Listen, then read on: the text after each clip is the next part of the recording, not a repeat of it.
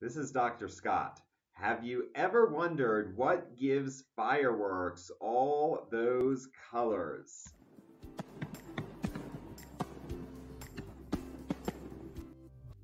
Now, it turns out that the colors coming out of the fireworks are due to electrons moving around inside the atoms.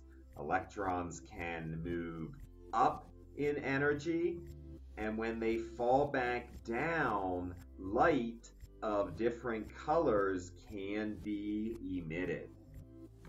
And so it's actually relatively common to see an element, a substance, heated up, having its electrons excited until it's glowing.